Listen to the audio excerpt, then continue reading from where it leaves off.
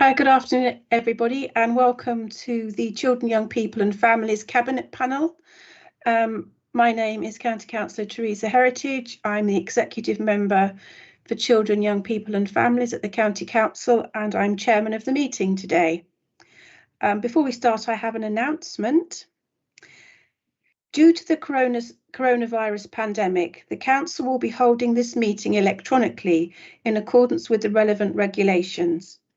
Members of the panel may also attend this meeting in an electronic capacity, and there is a link on the Council's website for them to do so. Members of the Council are asked to keep their microphones switched off until called to speak, and to switch their microphones off once they have finished speaking.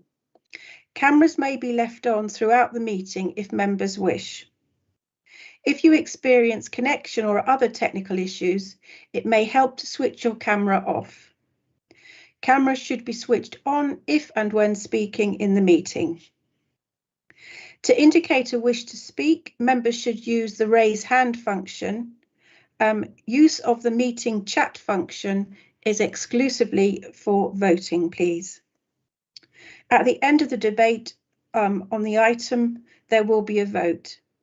Members should vote using the meeting chat function by indicating for, against or abstain. I will declare the result after the vote. If we go on longer than 2 hours, we will take a comfort break. If we are voting, the vote will be concluded before the break is taken. Other breaks will be incorporated as appropriate. So, today we have no membership changes and I have received no apologies. I'm not going to ask members to introduce themselves again because they did that at the last meeting, but please, when you speak, please could you introduce yourself?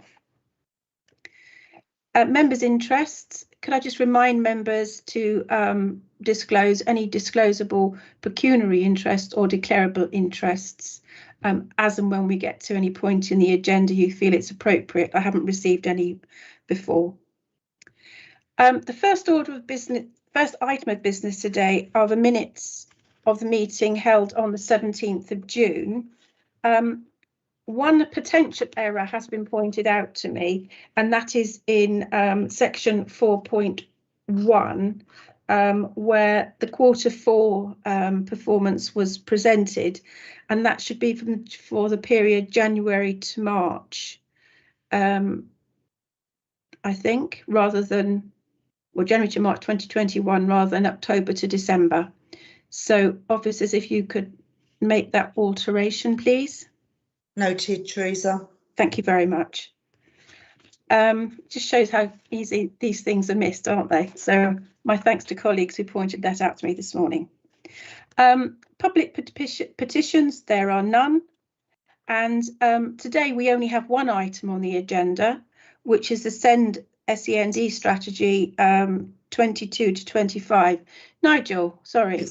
Excuse me, Teresa, can we note the minutes, please, in the chat? Yeah, function? sorry, moved too quickly. Nigel. Yeah, Chair, can you hear me? Yes, I can. Sorry. Yeah, it's not on the minutes. I just wanted to put down that if we don't have a report today, could we have a report as soon as possible in the September meeting on the looked after figures that obviously we've had comment on since the last meeting? Could this be a report back to us in September? Yes, I believe that can be arranged. Thank you. I'm looking to my two senior officers sitting there. Yeah, that's fine. Yes, Nigel, thank you. Okay. Thanks. So could we please approve the minutes? Do you want us to vote on that, Michelle? Yes, just agree them, that's fine. So could you put agreed or not agreed into the chat box, please?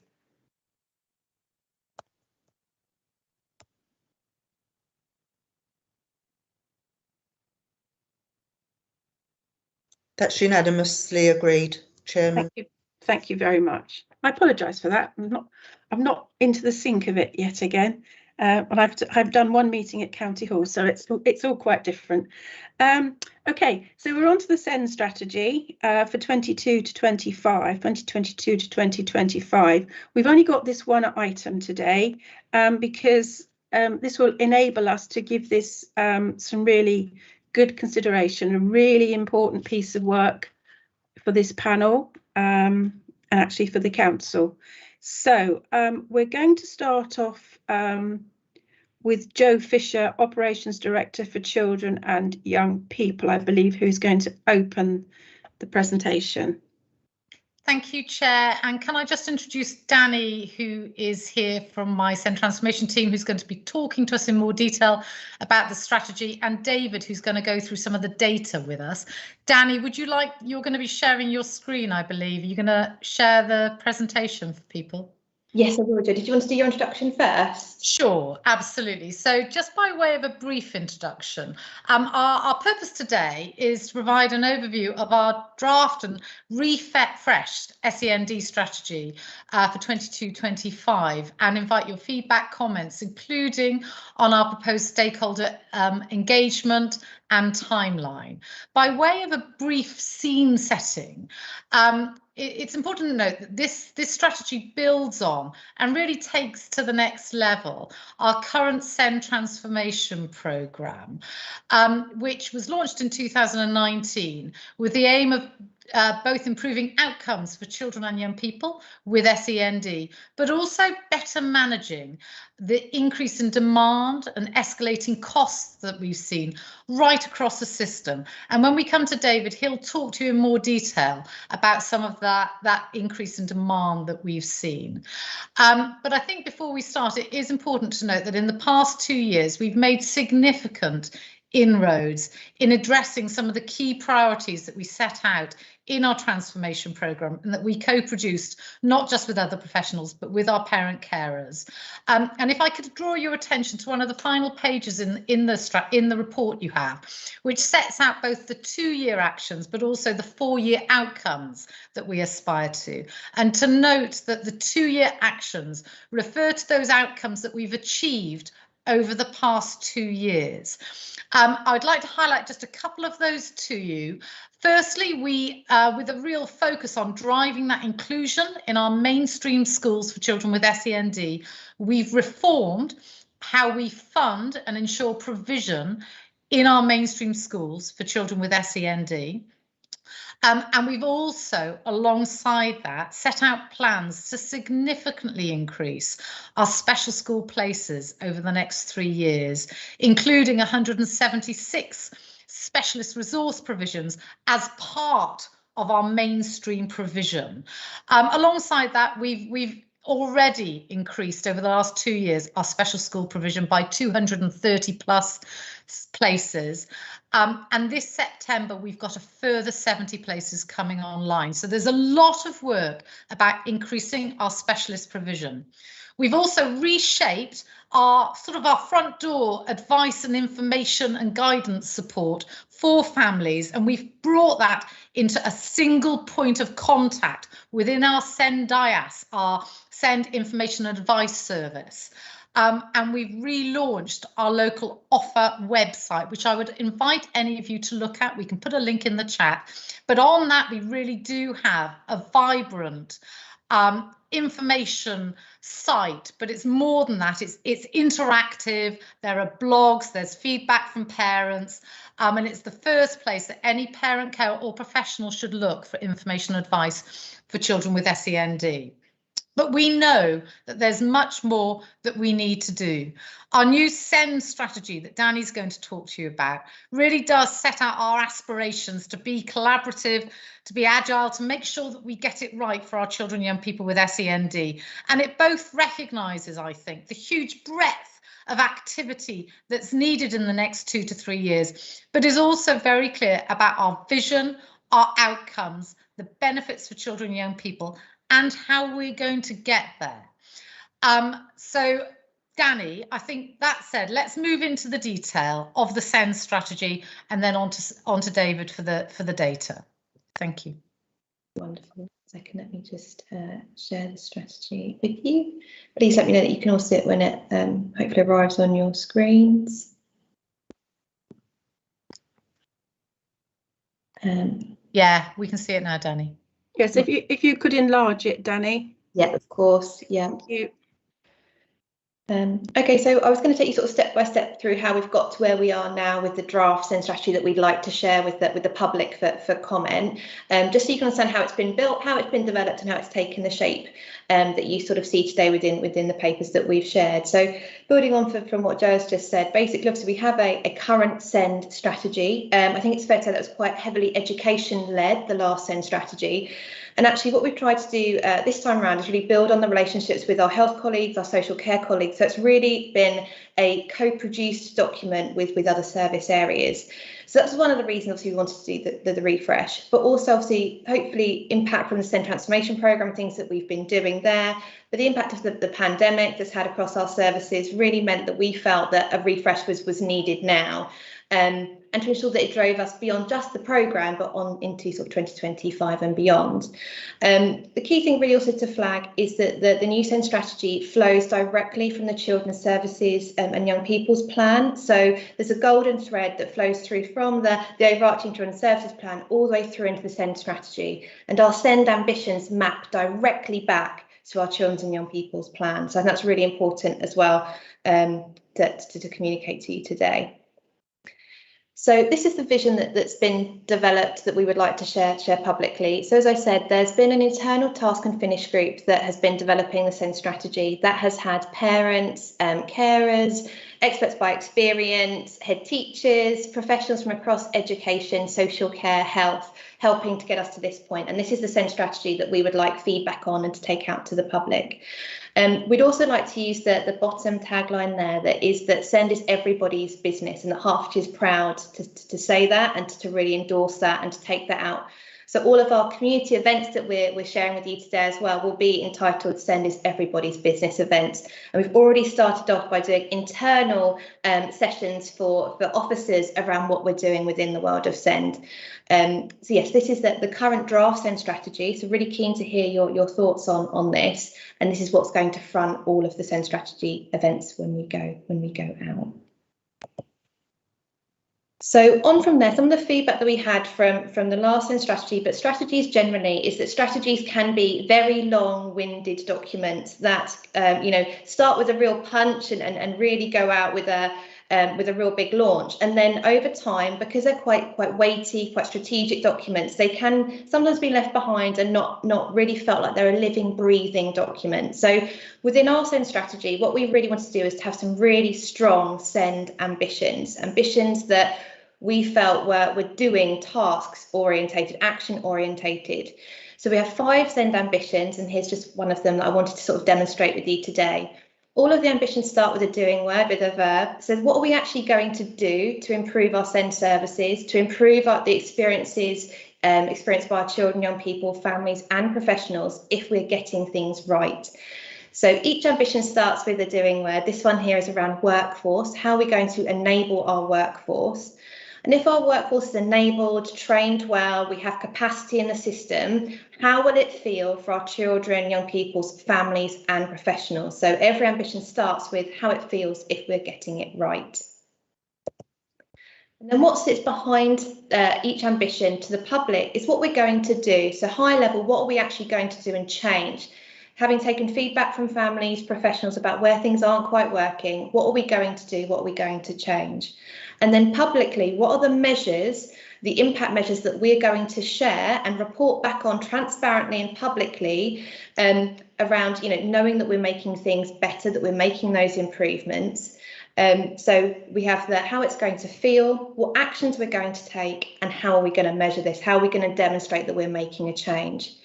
And then behind this public-facing document, I think it's really important for members to be aware, we'll set the action plan across health, education and social care, feeding into service plans across Hertfordshire delivery, as well as the SEND dashboard around the impact measures about where we're seeing positive impact. These will be reported into the SEND leadership group, which is an internal governance board that sits within the SEND services. And that's how we will monitor, and they're 8 weekly, those meetings. So we'll be monitoring on an 8 weekly cycle where we're getting to with that strategy, with a view that we then update via the local offer on progress. So that will also act as a feedback loop, a transparent progress reporting, but also a feedback loop for families around where we are still maybe not getting things right, where they've still got comments and things they want to feedback on. So that's behind the SEND ambitions, to make sure that we're making that progress. So the key bit that we really did want to sort of talk to you about today and get your steer and feedback was the engagement plan that we've got for September. So if you are confident and happy for us to take out the current draft SEND strategy, these are the events that we have got planned. So firstly, we have booked to have 4 community events that are going to happen across the county, so one roughly in each quadrant. And these events, of course, we're not just going to take out the SEND strategy, because that doesn't mean a lot to parents and families. What we're looking to do there is actually promote organisations, charities, groups that are available in those areas, as well as our services, about what's actually available for families now, as well as promote the SEND strategy as well. So yes, so those are the 4 events that we've got planned there. Take up so far is quite good, and we're going to keep pushing those. They're also going to be supported by Mudlarks, the charity that does catering. So again, sort of really making that a community opportunity for those that can be involved. Alongside that, we're also looking to run online webinars for professionals, so for health, social care and education professionals, and I've got a bit more on that in a second. That's to communicate the ambition of the SEND strategy, but also to say how can we work together, how can we really look to drive this forward, and how it should feel different for professionals across those fields. We've also got for the community a SEND strategy drawing competition. We've just had that approved by legal. So this is looking to roll out a drawing competition across the community for young people, children, all the way through to FE post 16, focusing on what does happy look like for our young people, who do they look up to, and what they want to be when they grow up. And this competition will enable us to generate hopefully lots of positive images that we can use not only in the SEND strategy, but also on the local offer. And there'll be a voting on the local offer for the top sort of 5 competition entries, with prizes for that as well. So we've already had 2 charities as well, also looking to run that as a sort of community activity. So we've had some real interest there. Some more engagement around schools and educational settings. So feedback from schools has been, how is this going to feel different? How is this SEND strategy going to be to make things different? How are we going to be involved? And also how can we work together? So key things that they've asked for has been a SEND strategy briefing pack for primary and secondary schools. Within that, we would like to have obviously the SEND strategy in easy read, posters and materials for use around the school, online information around organisations and services that are available in their area, and of course the main bits around the drawing competition. So we're going to have a proper briefing pack around the SEND strategy for primary and secondary and FE, sorry, I should have said that. And then online, we'd like to have some discussion forums, working with educational professionals on what the current challenges, opportunities where we can work together, and how do we measure success. So they are planned for September. Just for your information as well, just so you could see the drawing competition preview link is ready, and to go live if you're happy for us to promote that. And then finally, just wanted to give you an overview of the groups that we are going to go to. So we are going to ACS and Health Cabinet Panel tomorrow, and then on to Education, Libraries and Localism Cabinet Panel on Friday. And these are just for information and awareness. And obviously with approval, hopefully from today, we'd look to then launch the engagement plan for September. So sorry that was such a whistle-stop tour, but I hope that gave you some detail to inform your questions. Are we, sorry, Dan, apologies, Chair. Are we moving straight into David's data piece? Yes, please. Yeah, we're going to go to David. Colleagues, we'll take questions after the presentations because we don't know what's going to be covered, all right? They might answer your questions, you see. David. Lovely, thank you. So if I just pop, bear with me. Apologies.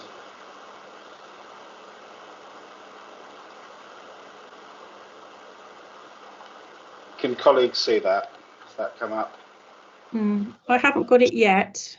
Oh, yeah, there we go. I've got it now. Perfect. Thank You all you. got that? Yep. Good. See some nods. I'll begin then. So the opportunity here is just to spend a little bit of time setting out some of that context around SEND and particularly education, health and care plans, which I think both underpins the strategy and sets the scene for some of the evidence there, but also ties in with a little bit more context and story behind the key indicators that members will see as part of the regular Children's Services performance update. So an opportunity just to spend a little bit longer than would normally be the case, particularly aligned to the strategy. So the starting point, and a number of members will be very familiar, I think, in terms of the extent of education, health and care plan, EHCP plans, increasing in Hertfordshire, particularly since the 2015 SEND reforms came in. But I always think it's a really useful slide to start with in just seeing very visually the extent of that rise. So somewhere in the order of 125% increase since 2015. And that's considerably greater than the increases that have been seen nationally and with our comparators. They run at roughly sort of 75% or thereabouts. So 125% in Hertfordshire, 75% when we think about our similar local authorities and the All England position. Now that's drawn out, I think, quite clearly in terms of the next slide. So I don't propose to spend too long hammering home that point.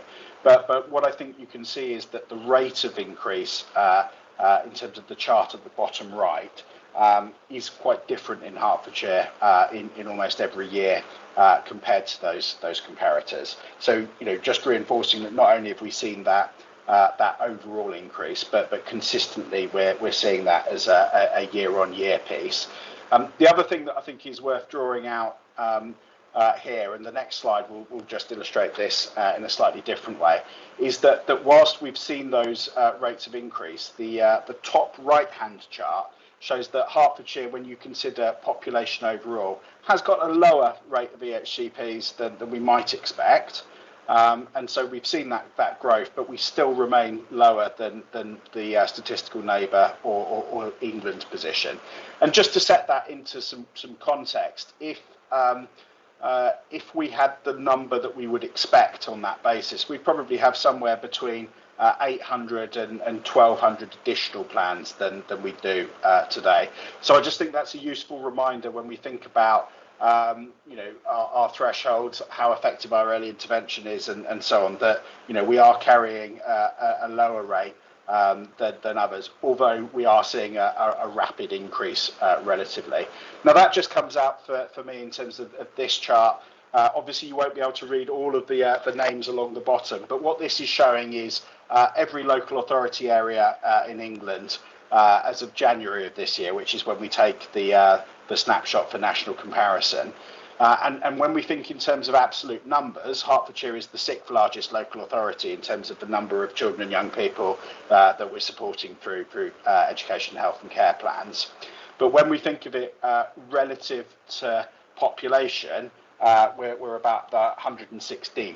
So you can see the difference in terms of those green bars from the top chart and the bottom. The other piece that I've just included here, because I think it's relevant for members' awareness, is just thinking about our 4 quadrants that we divide many of our services in terms of SEND into.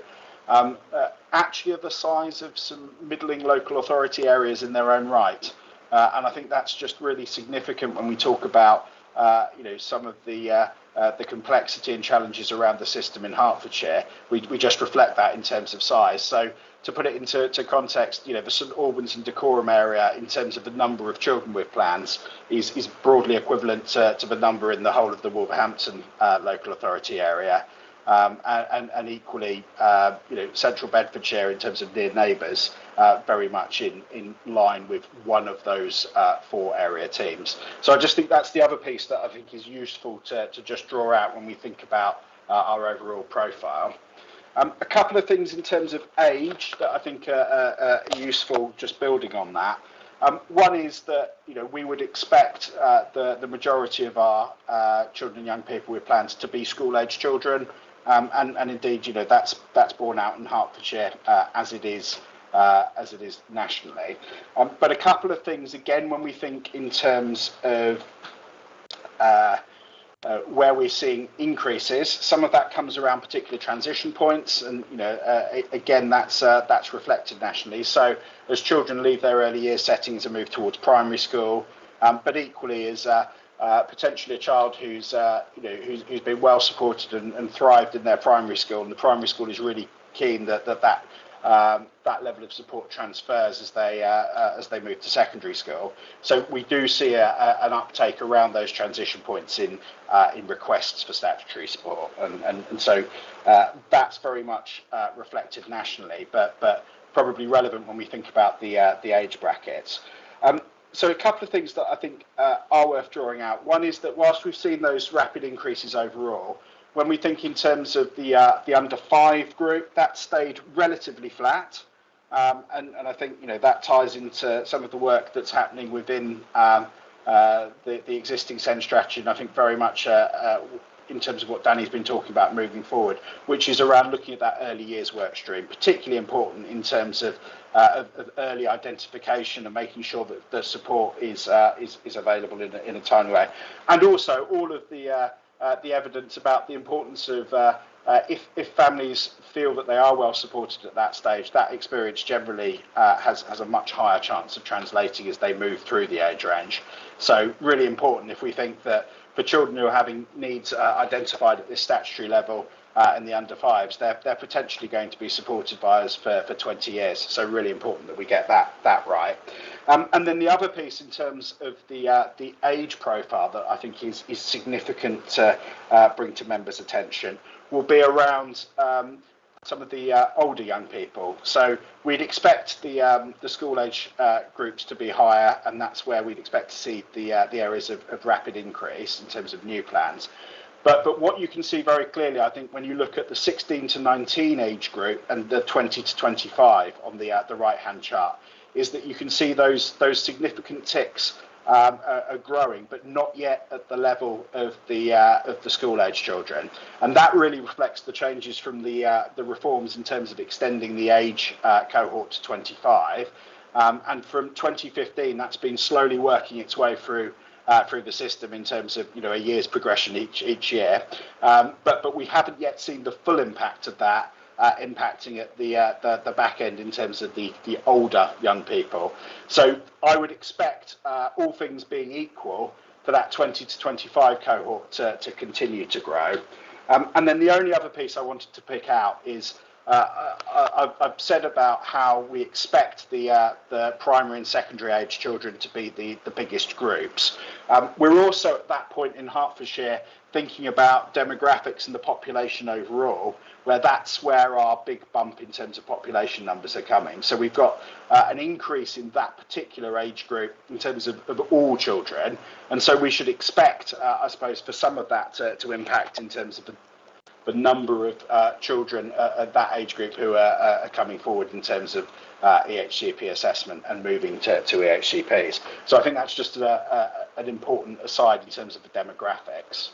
I just wanted to touch briefly in terms of mainstream school and top-up funding, because this is an initiative that's really been born in terms of bridging that gap between the old SEND strategy and moving to the new. Really clear in terms of that importance about for mainstream schools to be as inclusive as they would want to be, they need to have the resources to support these children, and so a lot of change that I think would have been covered at panel and through induction before in terms of strengthening that support for top-up funding in mainstream. But this really just reflecting the current distribution of our children in mainstream schools in Hertfordshire with EHCPs. And this is roughly following a sort of 20-60-20 distribution when we think about universal level support and areas where we would hope that the school are really able, without much additional resource, to meet need in the plan. The middle block around targeted and targeted plus support is that 60%. and then 20% in the cohort where mainstream schools are being resourced to support children with quite specialist needs, and often that will be linked to parental preference and the desire for their children to have the chance to be supported in mainstream schools. So I think that's a good news story in terms of how that fits with the wider strategy. But in terms of bringing that profile forward, I think it's a key piece that we keep an eye on in terms of our inclusion as we move forward. A few bits in terms of performance, because I think this ties into the background around some of the performance indicators that I know you receive regularly as part of the Children's Services performance monitoring. But the first is just a chart that shows some of that rise in terms of requests for statutory EHC assessment. And what you can see here is that there's been a steady increase. We've gone from an average of 133 requests each month to nearly 140 over the last 3 years. So definitely a steady trend, and whilst there were some variations that very much due to COVID and that first lockdown in particular, the trajectory is fairly consistent there, and we haven't seen, I suppose, many spikes within that.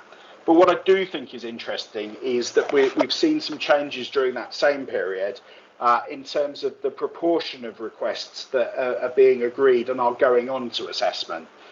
So in effect being accepted. And that's increased by around 5 percentage points. It fluctuates month on month and will tie in part to different seasons and other factors. But broadly has gone from around 3/4, 75%, to around 80% this year.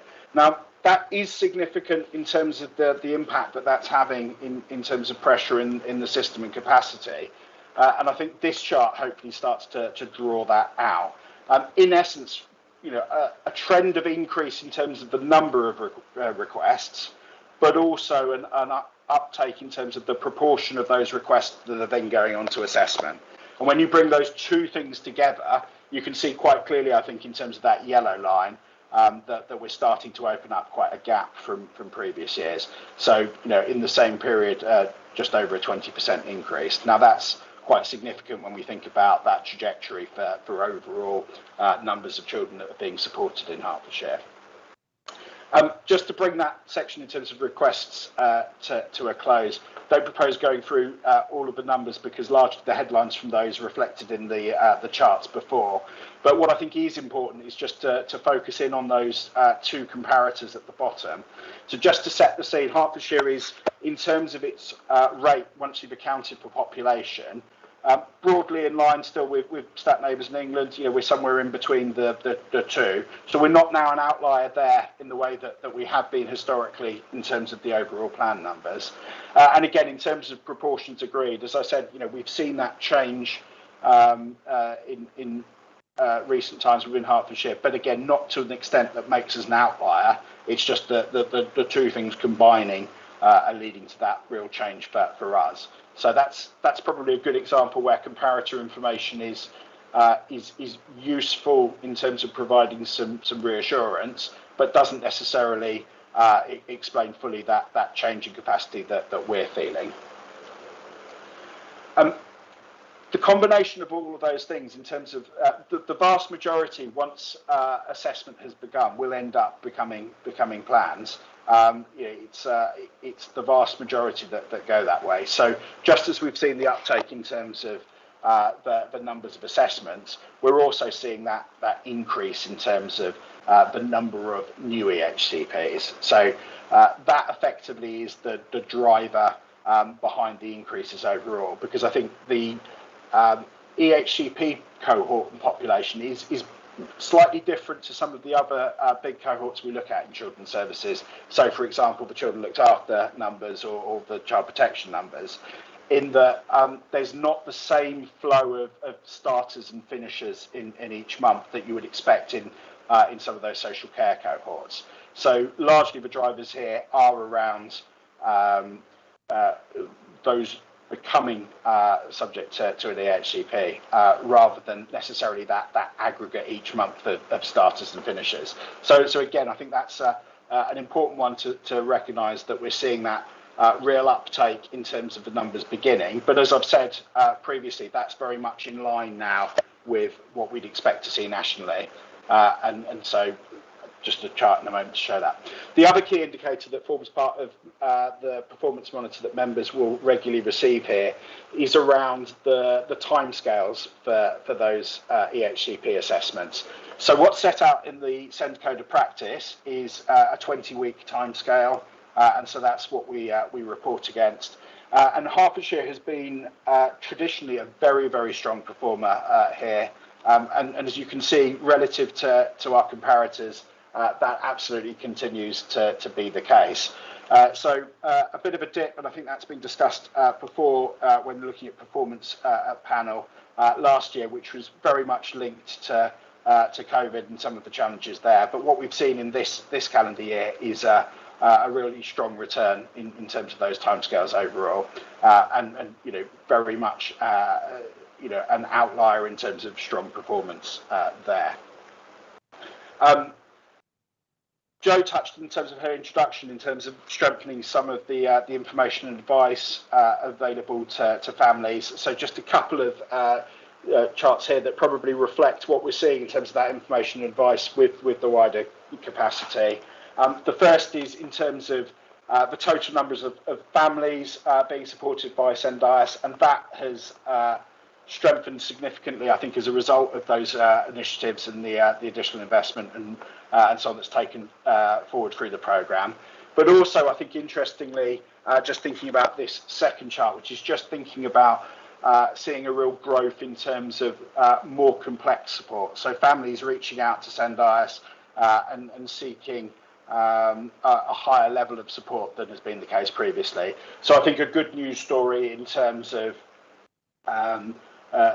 that level of activity and investment. Not only are we seeing more families supported, but the service having the capacity to support with a greater complexity. A piece about annual review, and again, I note from the minutes this was picked up and discussed as part of performance monitor item last time. There's a significant amount of activity going on around this, and I think the message that we're starting to see in the monthly figures now is a positive shift. When we think about the proportion of children and young people who've now had their plan completed from end to end within the period that they should have, we're still not where we need to be, but I think the trajectory, because of the extra capacity through the Arrows team that was referred to last time and see in the minutes, and other initiatives being taken forward through the SEND strategy programme, that is starting to shift. What we need to keep an eye on is making sure that that trajectory continues to the end of the year. The real challenge that we've got here is because a lot of this work relates to historic backlog, as it's being worked through, it's skewing the indicators, because effectively indicators will show at the point that things are completed. If the work is being received from settings or being picked up later than that, then the team's potentially on a hiding to nothing. So we almost need to go through a bit of turbulence in terms of the indicators before we get to the back end of the year, when we should be able to have a really clear picture about what's happening in month, not overall. Tribunals, I think, are really important in terms of giving us a barometer around how provision is being met, how parents are perceiving that. Are we able to find resolution and appropriate support without the need to recourse to appeals? We have seen over the last 3 years or so, again, a cumulative increase that, when we think in terms of the overall numbers in the system, is probably in line with that. And the next slide draws that out quite clearly for me, which is showing that our overall rate of appeal, based on the total number of things that could be appealed, has stayed broadly constant in Hertfordshire. Historically, it has been higher than other comparable local authorities, as you can see on the bottom chart, but actually others are catching up with us. So whilst the gap is closing, I think it's important to note that's not necessarily because our rate has changed significantly, but it is changing elsewhere. And you can see where Hertfordshire stacks up against all those other local authorities in the top chart. One thing I would say, though, and I think this doesn't come out from just looking at this overall proportion, is that there is a correlation between the size of local authorities and their appeal rates. So I appreciate there's a lot of dots of information on here, but what this chart shows is that small authorities will vary significantly in terms of their appeal rates. But if you're a larger authority, it's very difficult to be much lower than we are in Hertfordshire. So I think it's important to set that into the context of thinking about performance. That said, a couple of those blue dots that are relatively near to where we are would represent, quite a significant difference in terms of tribunals and the amount of time and energy that's going into those. So we need to keep looking at what other local authorities like that are doing in terms of addressing that resolution, potentially without the need to go to tribunal. Just a couple more from me now. One is just to set it in the scene. In fact, I think this is my last slide, which is just thinking about appeals and that tribunal element, and just looking at it in terms of relative to the population in each of the areas. So a slightly different way of comparison, but it just draws out that the blue bar in terms of our overall 0 to 25 population, and then the orange bar is those distribution of appeals. So again, I think important to help us understand, are there some differences in local areas linked to provision and other factors that we might want to consider. I'm conscious that's an awful lot of information, but I'm going to stop now and hopefully draw breath. Thanks, David. Chair, that's the end of our presentation, and we've given you a lot of information, but hopefully a real flavour of both the work we've been undertaking, where we see ourselves going, and what the data tells us, because that data will help keep us, hold us to account about whether we're making the impact we expect to see over the next 2 to 3 years. Yeah, okay, fine, thank you. Colleagues, I was going to split the quick Q&A part into 2 sections, i.e. about talking about the strategy itself and then about other matters. But the presentation was so broad, so thank you, David. It's given us a lot of food for thought. I think I'll just sort of let colleagues ask questions, and we'll just work through them as we go along. Can I use my chairman's indulgence as I just looking at the last slide around appeals, and given it's my home area, the appeals and tribunals for St Albans and Dacorum are higher than the rate of plans. Do we know why? Why is that an outlier? Can we start there with anything? If we know, if we don't know, we don't know. I think what the honest answer to that would be, Terry, is that there's some hypotheses, and some of those relate to the types of provision that are available very locally. Some of that potentially correlates with the demographics in the area, and some of it, I think, potentially fits with almost that history repeats itself. So if there's a trend in any particular area of generally ending up towards tribunal, but that can often repeat. So I think there's a number of things tied up in that. I don't think there's any one answer. Okay, Joe, all right. So I might unpick that at another time, because it's quite interesting, isn't it? Okay, so let's go through. So the first person I have is Nigel. Yeah, thank you, Chair. And I was going to say, I mean, I've read obviously the report and the strategy, and obviously I had a briefing with Jenny yesterday, and thanks for the very good briefing there and presentation by David. It's very interesting to see, especially about around appeals and tribunals and the CPs. That is very useful. But I was originally going to say, here we go again, because as a long-term member on here, we've seen lots of different SEND strategies over the years. and then I'm not saying they failed, but then you tried something else. So anything after reading the strategy that actually gets better outcomes for our parents with SEND children, the better, because it is for all county councillors. Certainly I've known that, and my colleagues and my own party, but I'm sure other parties know can be the most frustrating and complex. Frustrating and complex casework is SEND and EHCPs. It is the most difficult, and you think you're getting somewhere. And I know that the families who are very frustrated, and if they have to end up going out of county, it's very frustrating for them. So if we can get something on this, I'll be all well done. And I mean, with the original strategy and the plans, and that you're going to have these meetings, that's very good. I think it was it Debbie or Denise, Danielle, sorry, at the beginning, said that she'd had quite a good response. I wondered what that response was, and also the meeting areas, the sites. I know you're doing a lot of it online, which is good, and it's much better if parents are able to go straight online, get the 5 themes, and know exactly who they should contact. It should be nice and clear, and that's good. But these other areas where you're going to have the meetings around the county, hopefully these will be, I'm sure they will be, well publicised to make sure that we get the right areas to go to. And also the same for the 3 SEND webinar forums. That's a good idea, but again, I hope they're publicised. The 13th of September for the school drawing competition, that's great, brilliant. And obviously the community events. But yeah, all the other things that you're noting, the key ambitions, be honest about what we can achieve, that when you're talking to parents and their children, to actually try and understand, so they really know what they can get out of it, and what the position of the county is on this, and the administration.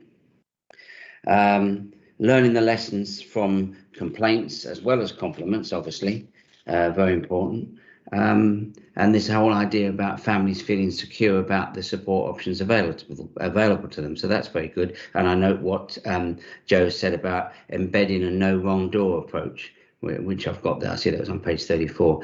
I'm less bothered about having the same DSPL, those 9 DSPL areas, and whether the child or the family is in that particular area, as long as it's close-ish. I'm not worried about whether it's particularly in those 9 DSPL areas.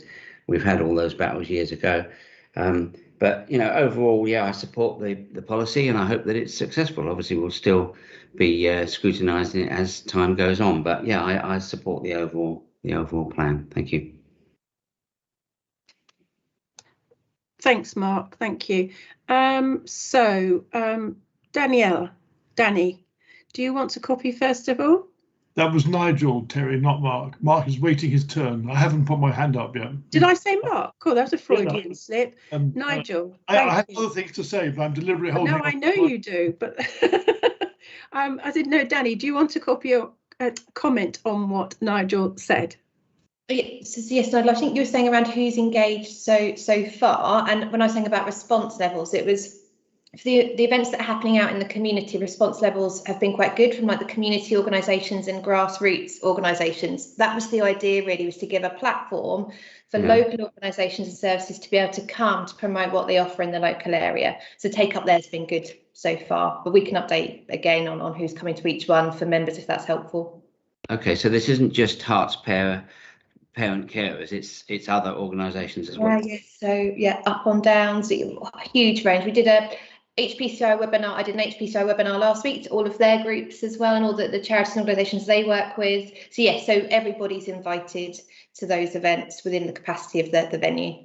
Okay, all right. Yeah, thank so you. I mean, this is one of the benefits, horrible to say, isn't it, of COVID or the pandemic, is that we've been able to extend the way that we talk to people because we can go online. So a lot more people will engage with us, which is absolutely fantastic, because that's always been a struggle, hasn't it? So that's been a real benefit. Okay, lovely. So I have then sorry, okay, Nigel. Yeah, great. Good. So I've got Dee, Paula, Leslie and Mark Moore-Bishop. Dee. Thank you.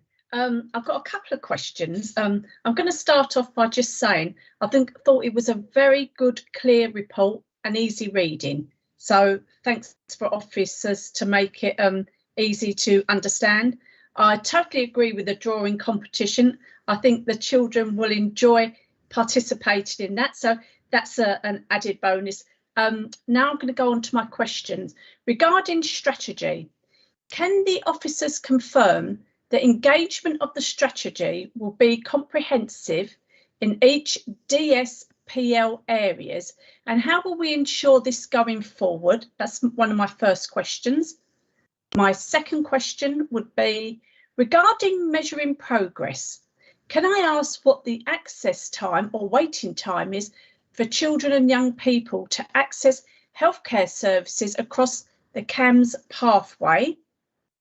And third question is, how many children and young people are placed out of county where their educational needs cannot be met locally within Hertfordshire regarding SEND children? Thank you. Thank you. I think Chair Danny can probably start off with the DSPL engagement, then I'll pick up as best I can on the next sequence. Thank you. Yes, thanks, Dee, around the DSPL areas. So, of course, for the community events and activity, all DSPLs have been invited to attend those and their local events. On top of that, also been talking about doing DSPL briefings. So not only about the consultation around the current position of the SEND strategy, but the regular updates around progress and also where we can work together on the action plan and the deliverables there as well. So, yes, so looking at doing, of course, the invite to all community events, DSPL briefings at this point about where we've got to and what we're looking to achieve, but also those regular update briefings as well.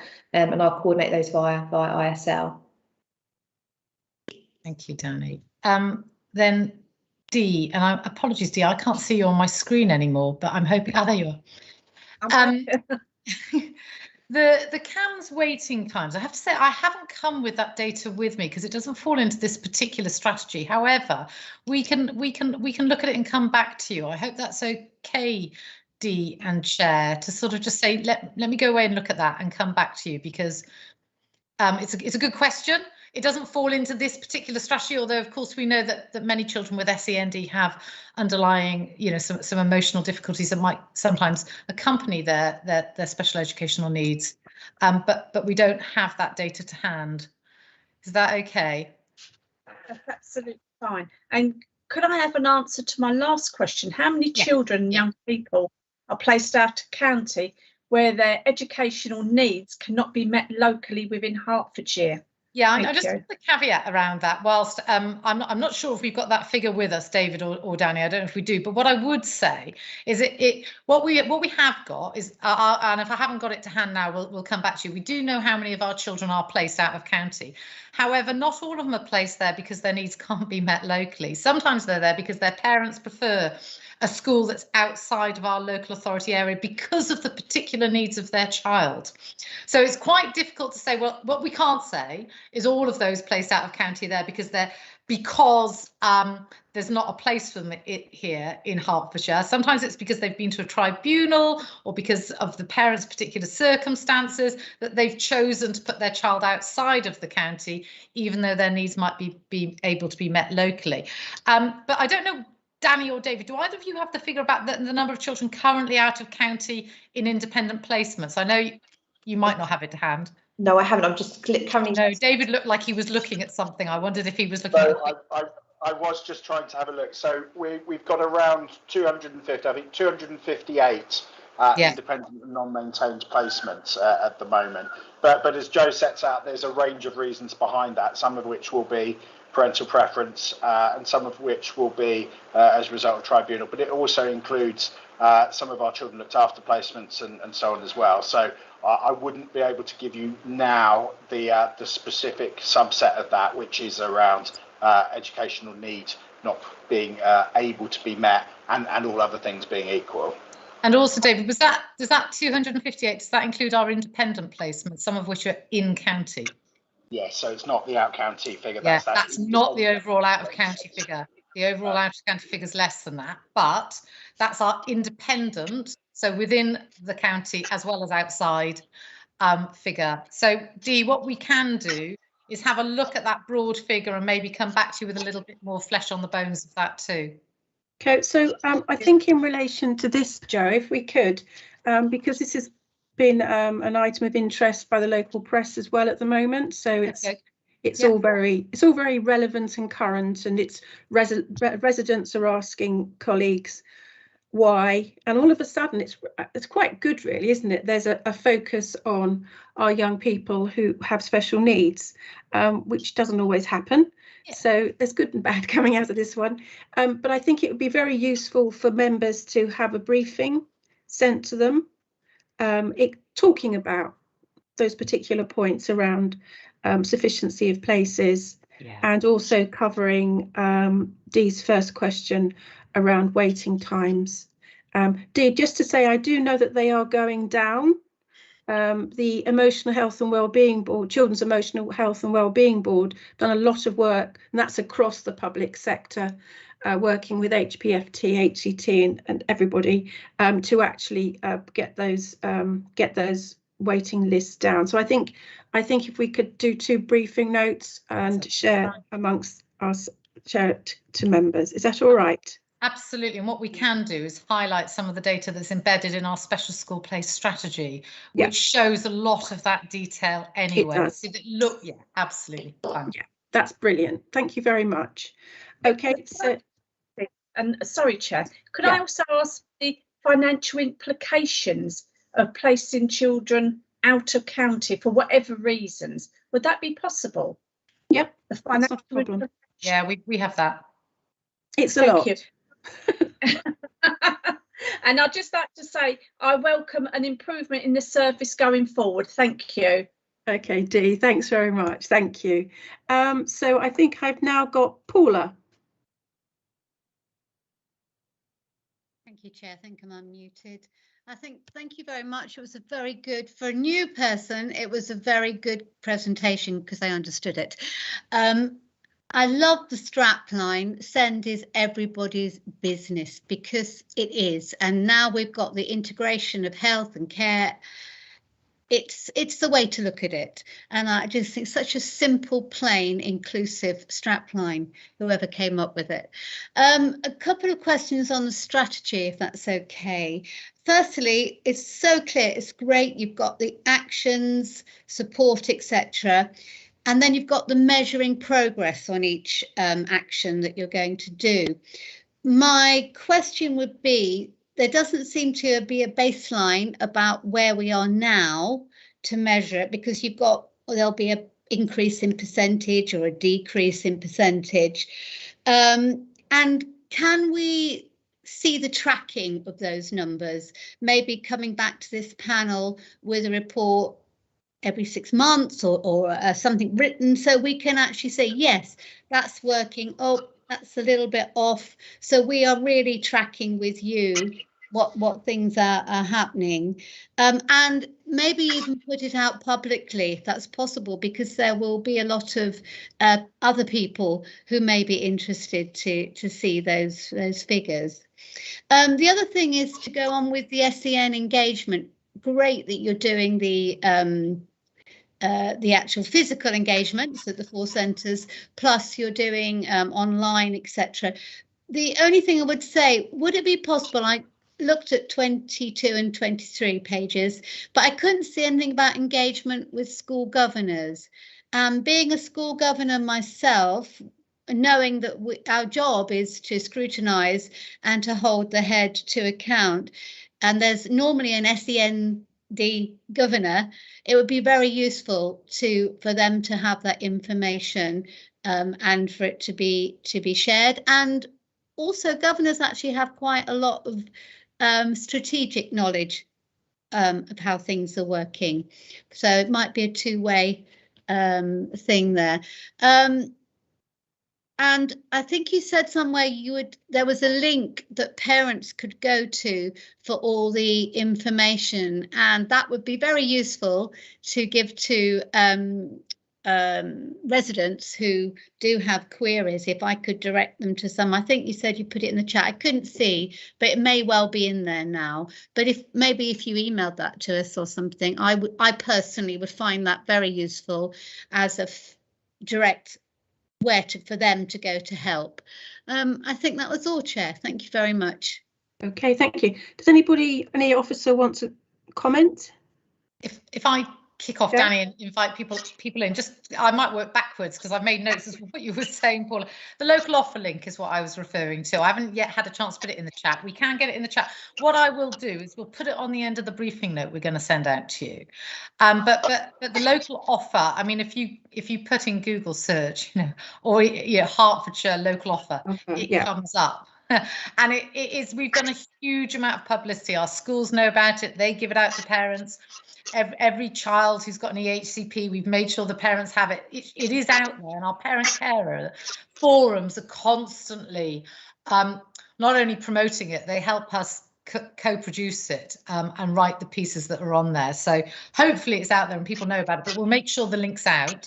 And in terms of briefing school governors, yes, absolutely. We regularly brief school governors through the head teacher and governor updates, and send strategy is typically on that, but we'll make sure that we do that too.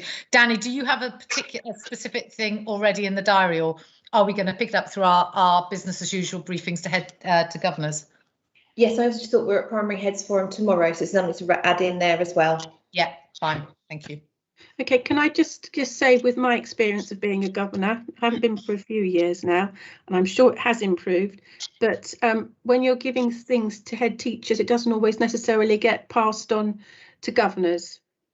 So we need to find a way. We'll be briefing head teachers and governors. We do it over the pandemic. We've done it virtually. Normally we do it in person in a big hall somewhere. But there will be a briefing in September, October for governors. It always has SEND on the agenda. I'll make sure the strategy is on the agenda. That's fine. Okay, so I'm looking at Paula's face. I've never been to one. I don't think we've ever been invited to one. Yeah, no, that's what I'm saying. Governors don't necessarily know. Yeah, and I know that Terry Duras is on this call somewhere. So okay, I think we need to make sure that look at how we communicate with governing bodies. Yeah, okay, that's great. We'll take that as an action. Great. And then there were my other questions about the baseline tracking, reporting back, putting things out publicly, because I think it's such a great plan. It's so clear. You've got the action, and then you've got this great measuring progress, but we just need to tighten it up maybe a bit so we can see that progress. David looks like he's going to say, go for it, David. Yeah. Just because I love that sort of thing. I couldn't agree more. It's that balance between trying to tell the story, but to do it without too many numbers. I think for me, what you can see with that range of indicators is that there's sort of three broad things going on in there. One is around how well are we meeting needs and inclusion, that I suppose will give us something towards outcomes. There's a set of things in there which are around performance and process, and that's really important from an operational excellence point of view. And then there's a strand which is really around user feedback, and I think that gives us an important sense of how particularly families, but also schools and settings and others are feeling about the system. So absolutely, we should be doing that and bringing that back as a regular piece, both here and I think we can see that on the local offer website. I would imagine, Danny, as well. So yes, is the short answer. Yes, that's the plan. Yes. So the figures, the baselines will be put onto the local offer. So yes, so the idea was to do the baseline, and then we'll obviously have the measures that we want to go back to SEND leadership group. They'll go through there first, and then we'll publish out on the local offer on progress. And as I said, the SLG is about every 8 weeks. The leadership group is every 8 weeks. Okay, so so then we'll also get reports coming to this panel once a year, twice a year. Yep. Yeah, absolutely. Twice A year. Twice. We lose the plot somewhere.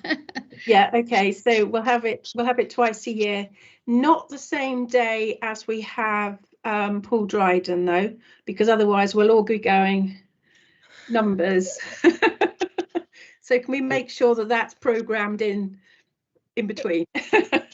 If I may, Teresa, the way this is laid out, it's how I work, which is in words more, and it's very simple. Increased engagement on SEN social media, so it would be nice to have the words and then For me, it's more user friendly than just seeing lots of charts. Oh, no, don't worry. It'll be very user friendly.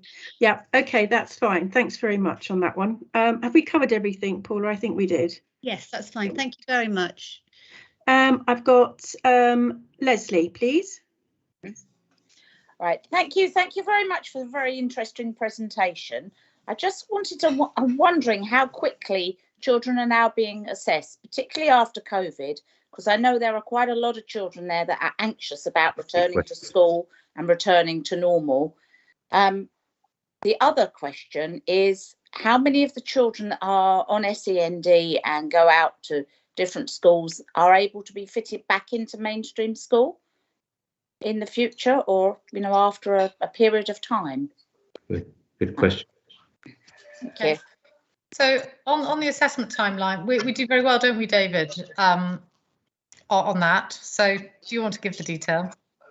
We do. So in terms of those assessments, we are running at the moment around 90% within 20 weeks, which is significantly higher than other local authorities who similar size or the English position. And that's bounced back post-COVID. But even in the depths of COVID, we were performing better than a lot of local authorities in normal times. All right. Yeah. Well, that's good to know. And do we have the reintegration figures? Or? Yeah, I mean, there's a complex piece, Leslie, I'm sure you'll appreciate, because once children go to specialist provision for all sorts of reasons, but often due to the complexity of their needs. So if they need to be in a specialist provision, then that's where we'll support them to be. We're going to be needs led in that sense. However, there'll always be a cohort of children where perhaps the parent may well consider a mainstream provision if they felt that the mainstream local school could meet their needs, and we support parents with that if that's what they want to. The way we manage that is through our casework, through the annual review process, and just keeping in touch with parent carers and the child's needs, because children's needs don't stand still usually, they develop over time. There's not a one size fits all with that stuff. We look at each child according to their needs, and we'll make individualized plans for them. But if indeed a child or parent is in specialist provision and wishes to consider a mainstream school, then we would look at supporting them to do that. Yeah. Right, great, thank you. Okay, so Leslie, if you get anybody asking you about that, ask them to bring that up with their school or on their annual review, or indeed you can always write to Jo and she will pass it on to the relevant officer. Danny, did you want to come back? I just wanted to flag the new specialist resource provisions, which will be based in mainstream school, and the idea there really is to bridge that gap between mainstream and specialist provision. And the idea there is that a young person or a child would be there for, say, 80% of the time, and as they build their confidence and skill set, they could then transition into more of the mainstream classes. So that's a real ethos around the SRPs that are going in. I just felt it was really important to say that because that's something we're currently working on. Yeah. All right. Thank you. Thank you very much. Okay. Mark Mills Bishop, please. You're muted, Mark.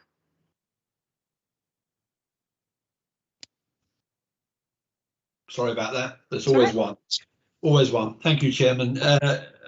My question, and I echo what my colleagues have been saying about the presentation. So Danny and David, well done, very clear, very concise, and easy to understand. My question actually really comes under, and I also support Councillor Hiscock's sentiment regarding governors, because I'm a governor myself at a school, and I think it's very important that they are taken on board. My question is about resourcing, and probably Jo can answer this one. Cabinet have agreed an additional under the COVID recovery fund of over £9 million as a initial support for services across the county. I mean, the important one is clearly children's services of £3 million. The vast chunk of it will be this year, with some more next year. Do you have any flesh and bones you can put on that in terms of supporting the plan, the strategy going forward? Sure. Thank you, Mark. And you're absolutely right. That's sort of continued investment, particularly as we come out of the pandemic. And the council has already agreed £500,000 social care funding into our SEND services to build capacity in the wake of the pandemic, to make sure that we're really sort of managing demand as we go through. I think moving forward, Mark, so we've invested that, and we've invested that, for example, into our annual review team. So our team that's specifically looking at getting annual reviews up to speed, doing them collaboratively with parents and schools, and making sure that people, you know, have got a relevant plan every year. So that piece of work is what David was flagging as part of the data piece, and we're beginning to make really good inroads with that. I think moving forward, you're right to flag it. There is, you've already seen that massive increase in education healthcare plans, the demand across the system, both on colleagues within our statutory SEND teams, but also on health, on our schools. So what we need to do is constantly be looking at that demand and making sure that we are ensuring the right level of capacity, as well as making sure that we've got the right efficient processes in place too. So managing demand best, both through, you know, making sure we're doing everything we can most efficiently, but also that we're managing demand early on in the system.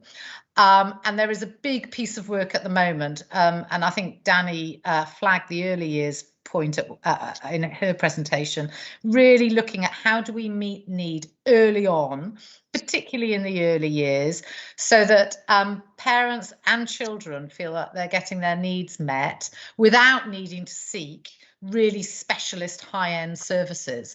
And that's a real plank of our SEND transformation programme, and it's something that I see right at the forefront as we move forward.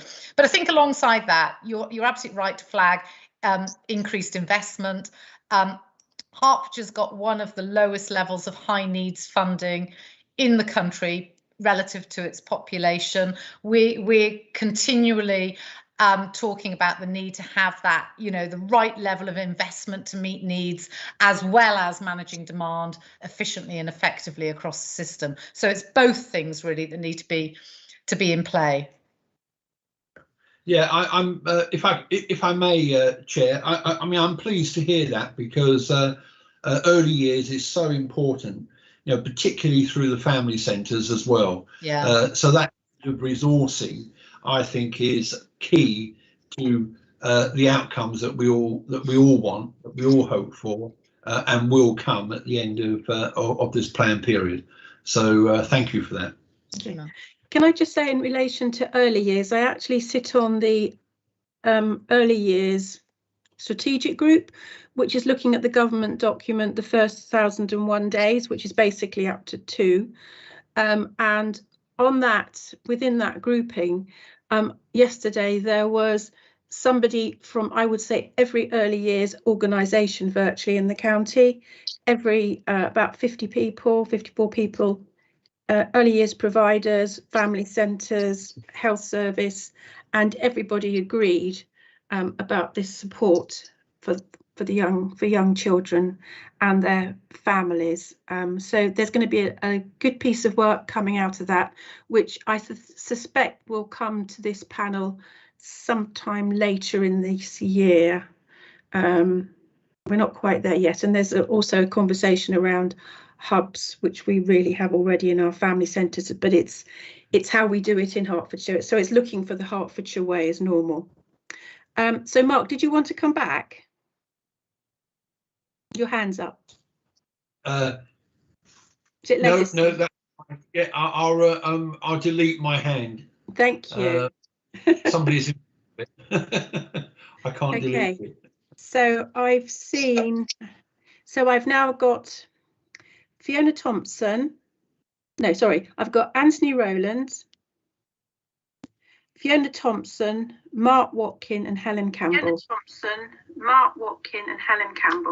Oh, Terry, thank you. I continue to be disembodied, I'm afraid. I hope you can cope with that. Thank you for the reports. A sort of request. There was some reference to a number of events that are taking place. I would certainly find it useful to attend one. Could we have those circulated preferably as soon as the dates are set. The two questions I've got are these. Further down in the more detailed sheets in the review, further down the agenda, there is a reference to the National SEND review that's taking place that I gather is somewhat delayed. But Jenny told us by the end of this year. And I suppose, given, and I'm not wishing to make a partisan point, but given that central government can at times have a proclivity to be somewhat directive, I just wonder whether, officers' perception of what that review might tell us will accord with the general direction of the policy that we're looking at and seeking to refresh, or are there any areas where there might be something that's unexpected that we'll have to react to? That's the first question. Then the second question, I'm sure officers will be familiar with a quite recent report, I think Spring 21, from the Education Policy Institute and Nuffield, which looked at predicting SEND need and demands. And the first and most striking recommendation from that report, I just read a sentence, was that the most important finding from this report is that which primary school a child attends makes more difference to their chances of being identified with SEND than anything about them as an individual, their experiences, or what local authority they live in. And I just want to really ask the question whether that accords with officers' perception of reality, and if so, in what ways is the refreshed review going to take that into account? So it's really the centrality of primary schools, I think, is the point that's being made in this report. Thank you, Terry. Okay. So I can pick up on the SEND reform. Okay. On the SEND review. Yes. And then just touch base on the primary school stuff too. So yeah, the SEND review, I mean, we've as you said, Anthony, we've been waiting for some time. My understanding is there's certainly two key themes that are likely to come out of the SEND review. First of all, there's going to be a real emphasis on meeting the needs of children with SEND in mainstream schools locally. And that absolutely is in accordance with everything we've been doing over the last 2 years in Hertfordshire. So we're on it. We've restructured our funding and provision, as you know, for children with SEND in mainstream schools to make sure that they can get their needs properly met within our mainstream settings. So we've done that. And the next bit is around how we make sure that we get that culture change so that schools, all schools, take that sort of collective responsibility for children with SEND. And we have that across the whole family of schools in Hertfordshire, that inclusion piece. So that's something we're going to be working really hard on. And it ties into the next point that will come out of the SEND review, because I think the second theme is going to be about collaboration across health, education and social care. So the need for that joined up support for children in mainstream settings. So, if you have a child with SEND in a mainstream primary, have they got access to the speech and language support that they need early on in their school career? So that's going to be the second part of the SEND review. That's my understanding. And again, that links really nicely to the work that we're currently getting going on and piloting some different ways of working within our integrated care system within Hertfordshire. So, for example, we're looking at integrated pathways of support across health, education and social care for children with SEND, particularly in the early years, but not just in the early years. And examples of that are we're piloting a process at the moment whereby some of our specialist advisory teachers might work collaboratively with speech and language therapists to make sure that children in settings are getting speech and language support through our advisory teachers. And that's an early preventative support, not high-end one-to-one support. So there's a lot of stuff that we can do around that collaboration. And it's certainly something that we have embedded in our SEND strategy as we move forward. And I think that probably moves on to the next point about which primary school they attend is really important. I think the theme coming out of there is just the real importance of getting it right early on for children, whether that's in an early years setting or whether that's in their primary school setting. Getting it right early on, both in terms of meeting their needs, but also in terms of building the confidence of children, of their parents and carers, and of the schools that they can meet the needs of children with SEND in a mainstream setting. It's really important to get that bit right too. So I think probably that's where that report's going, which is just this, as you said, Anthony, the centrality of primary schools for getting it right for children with SEND. Okay. Right, thank you, Jo.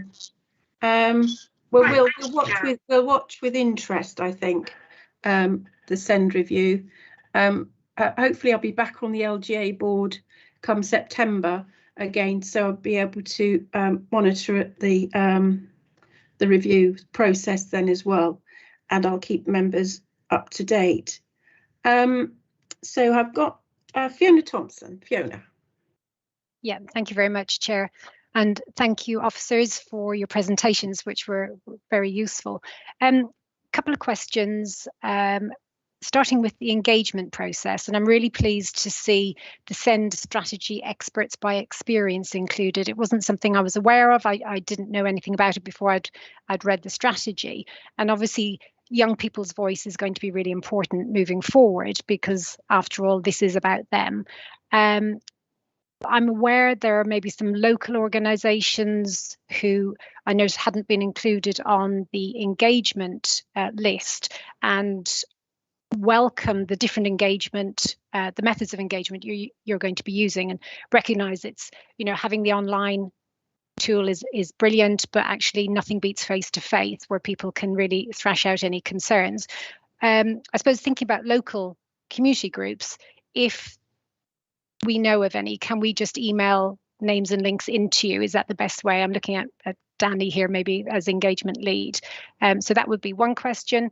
And then looking at, I suppose, the impact of COVID, obviously the increased demand on services, which we've heard that's why it's wise to review the strategy now.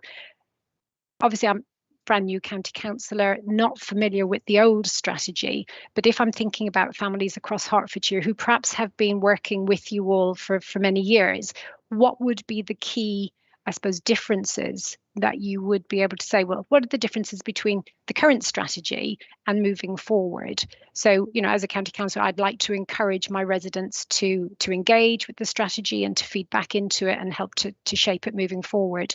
So it'd be really useful if you can offer that. Thank you. Danny? Yeah, I'm okay to take both of those. Okay, so yeah, so with the community groups, yes, Fiona, of course, that was the idea is that we can have, you know, grassroots organisations, voluntary organisations, people who run events in that local area. So please do, anyone who'd like to direct to us, please do send over and we can send out the invitations. Really, really keen to do that. Talking about the current SEND strategy and the previous SEND strategy, and not to do a disservice to the last one that's been in place, I think it was quite a strategic document focused around sort of service delivery internally within HCC, and it was quite heavily led by education previously. And I think maybe we didn't make it as tangible and as real for families in our communities as possibly we could have done, and that would be the big change. I don't know how much community engagement happened with that last strategy, and I think that's where we've really built on and know now that with the strategy you have to make it tangible, you have to make it real. This isn't a document, this is a living, breathing offer of services and support that we're communicating via a strategy, as well as the transparency and honesty around improvements and things that do need to change. So I think that's the big change between maybe a more strategic document that was used around service development and design to maybe a more heartfelt, no, this is how we're going to improve things for you as an individual. Is that fair, yeah. Jo? David, I haven't done a disservice. Yeah, that sounds really fair, Danny. Okay, thank you for that. I think, you know, moving forward and being able to encourage residents to engage with you, then it's good to know that actually this has a slightly different look and feel to it, and maybe it's got, for want of a better word, a more human feel to it, which, let's face it, that's what we are dealing with is people. So good to hear. Thank you very much. Yeah, thanks, Fiona. I was going to say we've always been human, but we're even more human now. Actually, we've always listened, but it's how we reflect what we're hearing and how we deal with it. So yeah, so I think officers are certainly endeavouring to do that more. So it's not big brother, it's not big brotherish. We're actually in partnership, very much so. So Fiona, Mark Watkin, please. Thank you very much, Terry. And let me start straight away, rather like Nigel did. I think it's an excellent document, and I really welcome it. And I have every hope that it will do what officers we all want it to achieve, which is to give a better service to more children who need it in an appropriate way. So everything that's been said in support of it, I will go along with completely. I've just got a couple of, well, actually I've got about 4 questions. I'll try and keep them brief.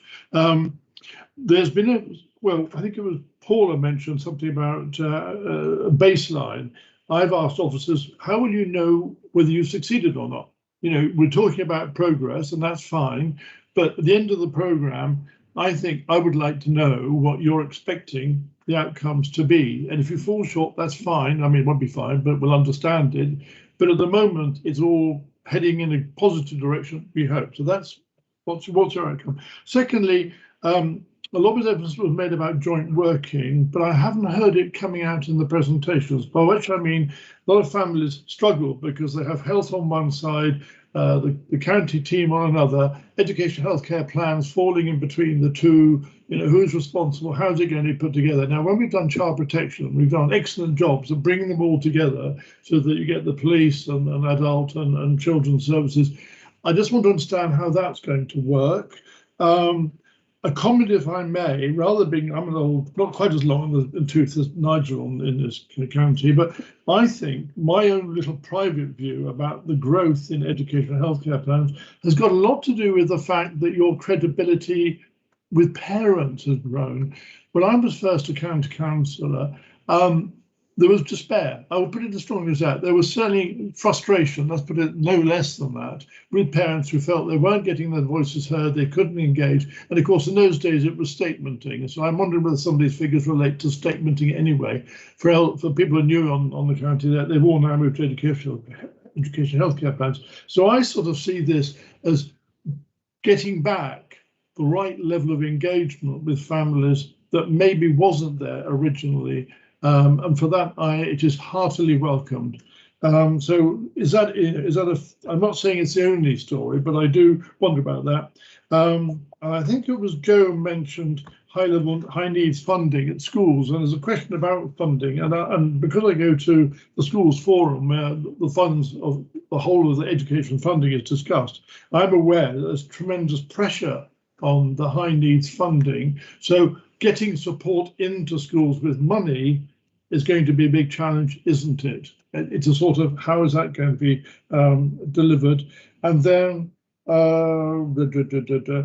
actually, I think I'm going to stop there. I was going to ask some education questions, but as I'm on education panel, and this is coming back, I think I'll let Terry take that lot when we come back in 2 days, 3 days time, whatever it is. But yes, as I said, great, love to see it going. Just want to make sure that we know what we're looking to try and achieve. Great, Mark. Chair, are you okay if I just pick up those? Absolutely. Questions? Yep, go for it. I've made a note, I think, and what I'll do is I'll start and then I'll bring in David and Danny at the right points, because there's a lot in there, Mark. So thank you very much. Some really good questions. First of all, you asked how will we know we succeed? And the very broad answer to that is that we've got our data, we've got our baseline, and what we need to do is keep monitoring that and set some targets around where we want to go.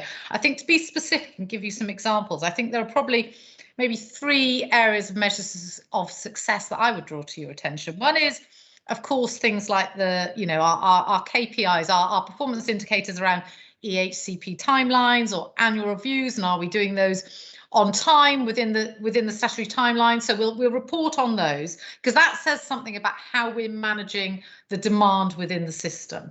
Alongside that, I think we need some measures around inclusion. So we have, we need to be tracking our measures around inclusion. So, for example, the numbers of children who are having their needs met in mainstream schools in Hertfordshire, as opposed to the independent provision and out of county provision. So we've got that data, and what we can do is report back on that, so you begin to see a shift in that balance. And then thirdly, I would expect to see, I would use the feedback. The feedback we both get through tribunal rates. So, you know, David talked to you about the tribunal rate and where Hertfordshire sits within that.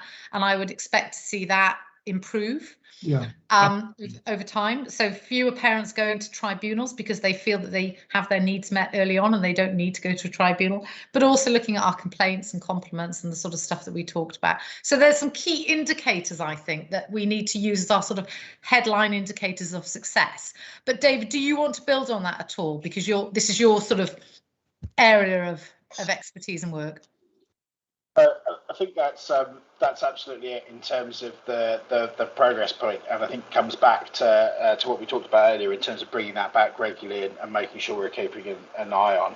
I think the piece about confidence, Mark, is a really interesting one, because we know, you know, when we go back to those pre-2015 and that historic statement position, you know, we know that we were low there. I think it also ties in though to the previous discussion about that paper from the Education Policy Institute, because actually there's a really interesting piece there which is around ultimately SEND is everyone's business, which comes back to that strap line of the strategy, and I think the key bit is having that confidence that needs are being met. Now, whether that's through just what schools do as a matter of course in other settings, whether that's because of additional targeted support or whether that's about the statutory piece, all ultimately speak to what Joe was talking about in terms of, I suppose, meeting needs and inclusion and outcomes. So I think there's something there very much about, hopefully we are seeing that shift towards a growing confidence, but also the idea that SEND is everyone's business, and that brings the strategy to life. So I think that observation is a really interesting one in terms of part of what's behind that shift in Hertfordshire. Okay, thank you. Thanks, David. And your next point was about collaboration, I think, Mark, and about how we work across education, health and social care. And I think, you know, there's two parts of that. One is, of course, for individual children's within the education healthcare plans, we have health advice put in and we have social care advice put in. And we're looking at that, and we're looking at the quality of that advice and the timeliness of that advice. And we have data on that. So that's one area. But more broadly, I think more strategically, it's about how do we make sure that we're working collaboratively with, for example, occupational therapy, speech and language, physiotherapy, to make sure that we're meeting children's needs. And I talked about it earlier, but we're meeting children's needs in mainstream schools early on, so that it's not necessarily a request for one-to-one specialist OT. It could be that actually what we're doing is working within a whole school setting around that child's needs and those children's needs. So we're looking at those models of care now, and we're doing it both through our integrated care system, but also as part of our SEND transformation. I think there's a real interface between the two. And it's something that's right at the forefront of the next 2 years as we move forward. So I'm very happy over the next 2 years to be giving you updates on how we're moving forward on that. We had a kickstart workshop with health colleagues. Was it 2 weeks ago, Danny, or last week? Yes, I was just going to add that, Joe. So behind the scenes, I didn't include the governance slide that sits behind us, that we now have a health work stream that's led by Sally Orr, don't we, Joe, that's come from that work stream. So that will help with accountability and delivery against key actions too. And Mark, that work stream, which I chaired the first one of a couple of weeks ago, is looking at two things. One is it's looking at integrated pathways of support, including in the early years. So how do you make sure that children, for example, children who are waiting for a diagnosis, how do they get support even whilst they're waiting for that diagnosis, and what does that support look like? But it's also looking at multi-agency ways, multidisciplinary ways of meeting need. So how do our speech and language therapists work with advisory teachers, and what does that offer look like in mainstream settings? So there's two real planks to that work. And it's something I think is really exciting moving forward. It's something that our health colleagues are really keen to progress with us. And I know that as a council, it's something that is right at the one of the key priorities for the council as we move forward. So I welcome a spotlight on that as we move forward, because I think it's something we can really make a difference with. I think, Mark, can I just add, I think, and Jenny, you can put me right on this one, I think we're one of the only ICSs in the country that have got a children and maternity work strand. Is that right? Certainly, thanks, Terry. There aren't many, and to have the ICS prioritising children for all of us, absolutely, it has to be, but that's not the case across the country. And as some of you know, we've put in an expression of interest to be an integrated children's services pilot, particularly around neurological pathways, which fits in partly with what Joe's saying, and we'll hear very soon about that. And they're not going to be many across the country, so we're very hopeful. Yeah, so we're really upfront on the health side, and our CCG colleagues really want to work with us on that, which is really good. So that's that's excellent. Can I just raise one more question before I go? We've not finished yet. We've got the original engagement and money. Carry on. I was gonna skip the original engagement only because I wasn't sure that was a question. I think you were reflecting on statements, the move from statements back in 2014 to education healthcare plans. Actually, it's more a culture thing, and I don't want to drag up the past, but there was a sense of distance. I'm trying to use non-prejudicial words if I can help it, but there was a real sense of distance between the families and what they felt the service was approaching, how the service was approaching them, and this absolutely is different. So I welcome it. Yeah, if I can just say on that one, Joe, I think we've learnt, Mark. We've learnt from our. I have been, all the years I have been jumping up and down about it, Terry. So I concede absolutely that the world is much better, and I love it because ICSEND is probably the key area why I'm one of the reasons I'm a county councillor. I think it's so important. So that's great. So money. I can't remember what else. I think we've covered. I need funding. But the funding schools, but you sort of touched on that, didn't you? The high level needs, high needs funding. So we've had pressures. We had an overspend of I think it was 2 million last year.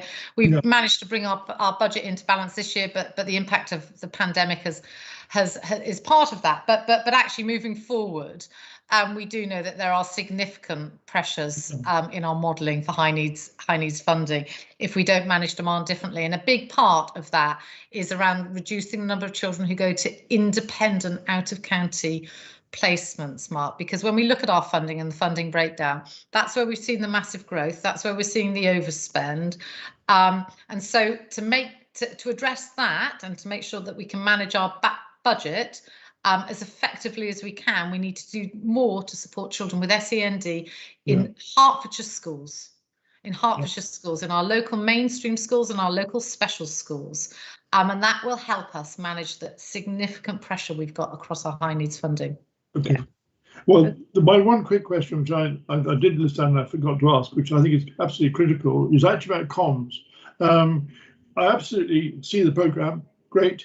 But what are we doing about making sure those minority communities are being engaged with? And indeed, do we feel that we're engaging with their needs anyway in SEND? I mean, are they getting as much support for their children with all the cultural challenges that might pose? And when we come to communicate this strategy, are we developing programs that will approach them more than just the mainstream? For example, they may not wish to go to a central point in one of the 4 central points. It may not be the sort of thing they want to do. So how are we addressing that? No more question. Yeah, so I was going to pick that one up, Mark, around the SEND strategy itself. So you have completely appreciate as well that there's a nervousness not around the pandemic about going to actual events, but also there's getting there as well, and even confidence of attending physical events. So we were looking to have not only all of the content of the organisations available on the local offer, so a dedicated area on the local offer, people to be able to do it online, but for those that maybe don't have a computer at home, we'd be able to share that information at the local libraries as well, so people could pop in and the information would be available at the local libraries as well. And that'd be around, again, the organisations that are available in your local area. So that's more around sort of like the SEND strategy and how we would communicate that. But I do agree with you that how do we look at those communities within the strategy and what we're looking to achieve? And I think we do need to look at that in more detail to make sure we are meeting all groups. That is something that we do need to look at. Engage with cultural leaders, for example, so they can get like that. So I was going to say, I agree, Mark, Danny. Perhaps you need to talk to Faz and Charu. Churches. What's the group we've got? The in County Hall. I was thinking equality team. I was thinking Faz and Charu. Yeah, that sort of area. So that will bring us churches as a broad word, but doesn't pick up everything. But that's usually quite a good way. And also youth services, obviously, across the board. I'm assuming we're using our own youth service to put that out. Yeah. Okay. I've now finished. Lovely. Thank you, Mark. Helen, thank you for waiting. No, that no problem at all. Wow, as a new member, this is so, I mean, it's great to be on this panel because it's a subject very close to my heart, but it's just a real learning experience. So thank you very much for everybody else's questions and answers so far. I definitely also want to echo what a number of people have already said about the clarity of the report as well. Again, as a new member with little experience in this area, it's really, really useful for me, and I'm just grateful for that.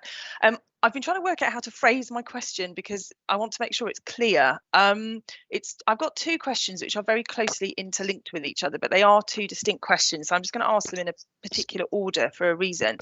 I'm always thinking about things very, very much from the perspective of the service recipients, so the clients, the children, the families that we're talking about. It's clear that the strategy is aimed at very much streamlining things internally for obviously the county council and the service, and obviously in the services relationships and working relationships and collaboration with all the other agencies involved. I'm very, very interested in how it will change things and hopefully improve things, but change things for the service recipients. And I would like to draw a distinction and ask, this is my question, and again, it might be quite a naive question, again, as I'm new, I hope you'll forgive me. I think somebody used the phrase going through the front door. I think it was Joe or Danielle talked about one of you. and that's what I was thinking about. For me, there's a huge big difference between families that are yet to go through the front door and that are yet to embark on that journey and seeking assistance and getting the help that they need.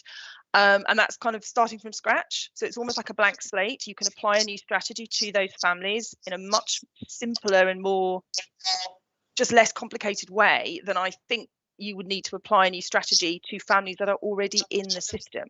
So my question is, have you had to give any consideration to treating those two groups, cohorts, differently? Is there no need to do that? And if you have given any consideration to it, how do you view it? I think I'm thinking of families that are already in the system that perhaps have had to, sort of go backwards and forwards, go around in circles, battle for the help that they feel their child needs. They already feel they know a lot of the agencies, they know a lot of the individuals that they've been dealing with, and then to sort of go back to the beginning with a brand, we'll forget that, this is our new strategy, is that very disorientating for them. So that's kind of does that make sense? Yeah. I'm just wondering if you as officers in the development of this, have you taken that into consideration at all? What were your findings? And then the second question leading on from that is, how would you yourselves characterise the improvements that you would like to know that the service recipients do get as a result of this new strategy? And I appreciate it will be quite a way down the line, but how would you characterise it? What do you want them to say to you in 5 years' time? This is how different it was. This is what changed. This is what it did for us. This is why it worked for us. What would you like to see them say or hear them saying? Thank you. Sorry, that was a bit more That's fine, than Helen. I'd planned. I'm going to give this a go, and you're going to tell me if I'm not answering your question, if that's okay. And others might need to help. But what I was thinking when you were for your first question, as you were speaking, I was thinking, listen, you're sort of saying, what will this change? This isn't a sort of big bang type thing. This is a process of continual improvement. So and that's how we see it, and that's how we've been talking to parent carers about it. So we have already done 2 years, and there's a lot that's happened in 2 years that we're going to continue to build in.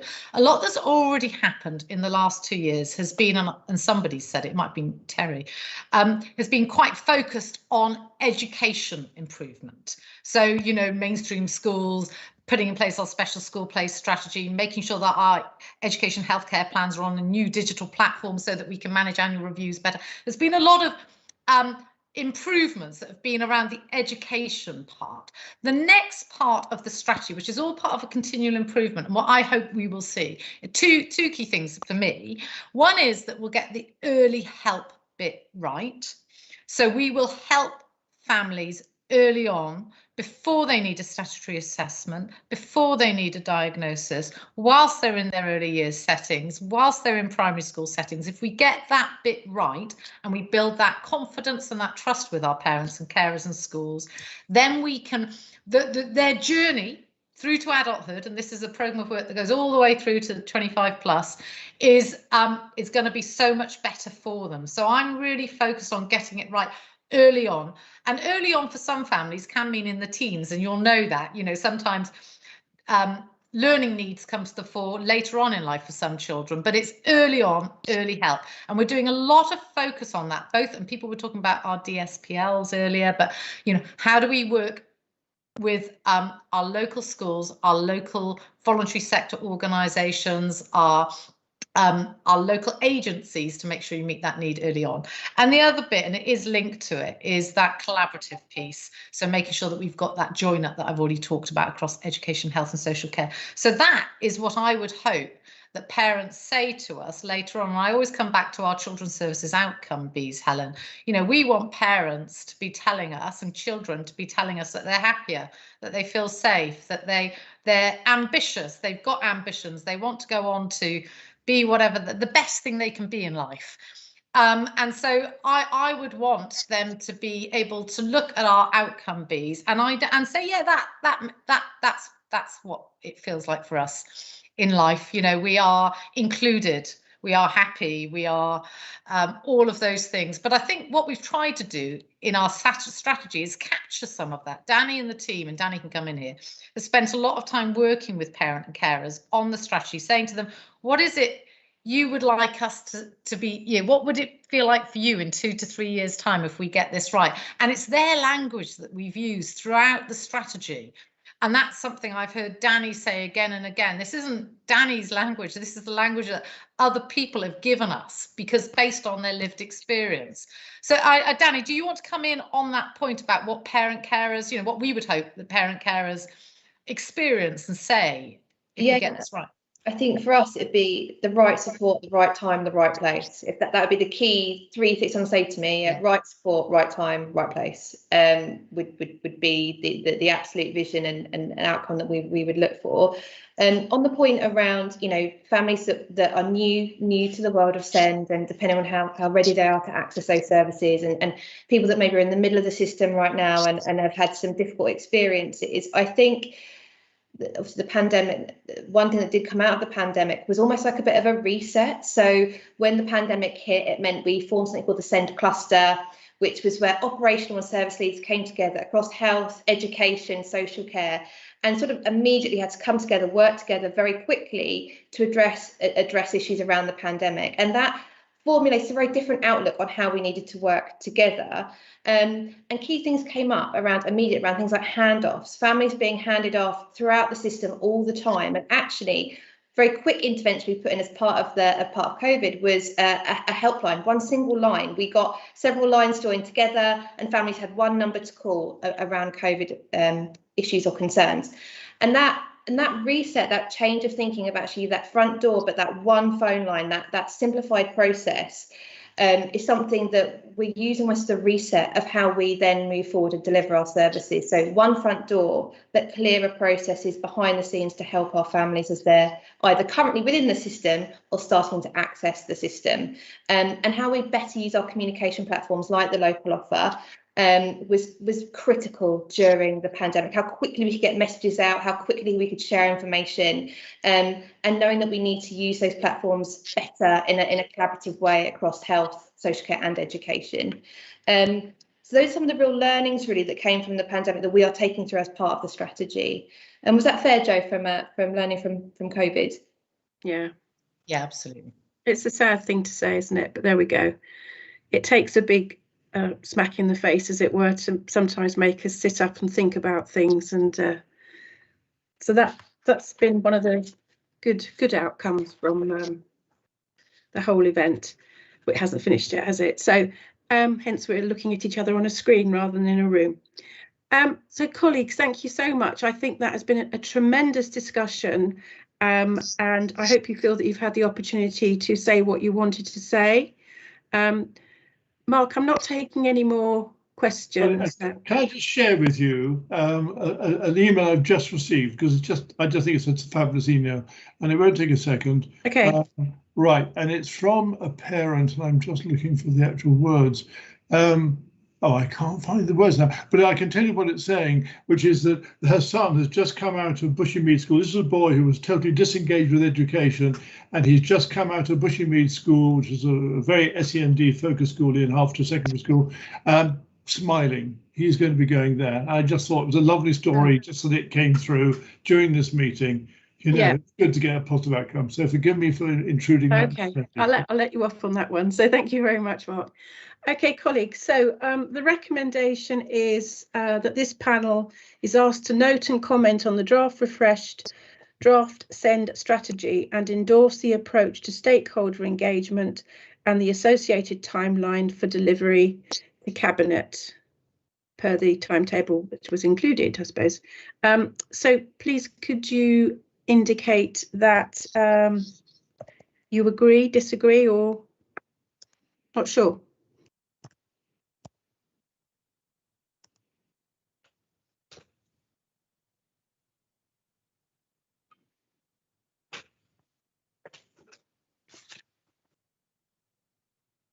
I think that's unanimous.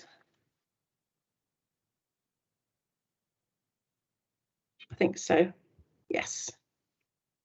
Great. Thank you very much indeed. Thank you. Now we then move into any other business. I haven't got any particular, except for one comment to make. And of course, colleagues, this is Jenny's last panel. Sadly, or sadly for us perhaps, but for Jenny, retirement, yay. So Jenny, can I just take this opportunity on behalf of colleagues here today to thank you for everything that you've done with for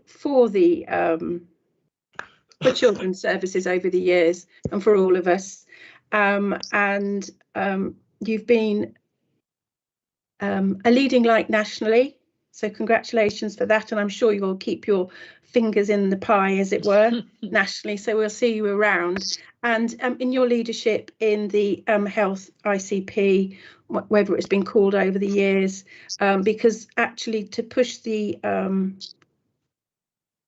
cause of children and young people is so important, and it's not always remembered. And that's what we're always fighting for. So thank you very much, Jenny. Please do enjoy your downtime. I won't say retirement. It's downtime, isn't it? It is. It is. So before I bring in Nigel and Mark, can I just give a round of applause, perhaps? Thank you so much. That's okay. Thank you. Quiet applause. So can I go to Mark first and then Nigel? Thank you very much. I had a practice of doing this last time, didn't I, Jenny?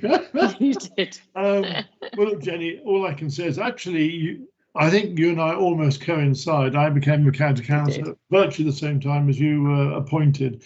And I have to say the journey that you've taken children's services on is an absolute mark of your outstanding ability. It's been transformed, and I'm running out of things to complain about now. I mean, you know, you're getting SEND sorted out. You're giving Terry too easy a ride. That's what I can say. No, seriously, it's been a delight working for you and with you. You've been a pleasure. You've been so open, and I know you're going to have a great retirement, but you won't be all the time on boats. So you'll be out telling and helping other people, spreading your gospel to other places. But thank you so much. It's been a delight working with you. Nigel. Thank you, Mark. Looks like I might have to alter my my script now. You see, I was going to. No, I've already written this. You see, just this afternoon. But I was going to say, well, it's been 11 years and an important journey that children's services have gone through, with Jenny's leadership crucial in gaining the trust of the workforce, members, and overall, more importantly, children and their families in Hertfordshire.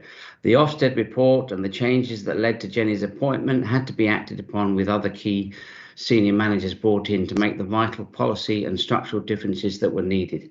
Of course, it should never be just about ticking the boxes, and with Jenny as director, we had a hands-on director who had real experience of social work and was able to understand from top to bottom the culture and changes that were needed.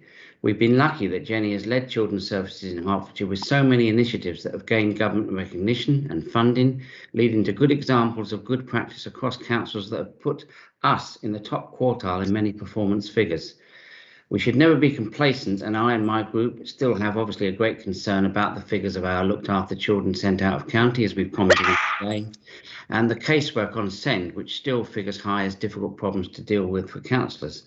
But again, I've supported what's come forward today. But Jenny has always been helpful on a personal level with casework, as well as on timely briefings on policy changing and on strategic level.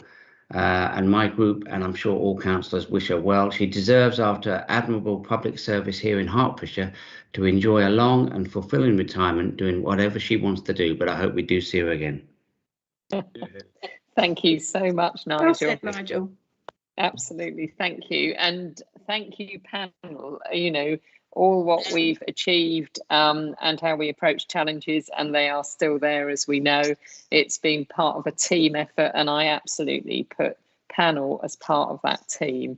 And you have all been so supportive, and many of you right from, as you say, Nigel and Mark, right from the very beginning on our journey or our adventure, really. So thank you so much. Thanks, Well Terry. Great, thanks very much. Again, thank you very much, colleagues. Thank you to the officers for a very good session. You might have it again tomorrow and on Friday, or whenever education is. But I'm sure you'll carry the document through, no problems. So can I just check? We've given the approval today for you to go out, and that's the approval you needed. It's just for information at the other panels. That's okay. That's I just wanted to check. That's lovely. So thank you very much, everybody. Have a good evening, and I'll see everybody else at full council next week, if not before. Okay, thanks very much. See you then. Bye-bye. Bye. Thanks. Bye-bye. Thanks. Bye. So I should say the next meeting's the 16th of September. Sorry. Yeah. Okay, thank you. Bye. Bye-bye. Bye-bye. Thank Bye-bye. you. Goodbye. Well.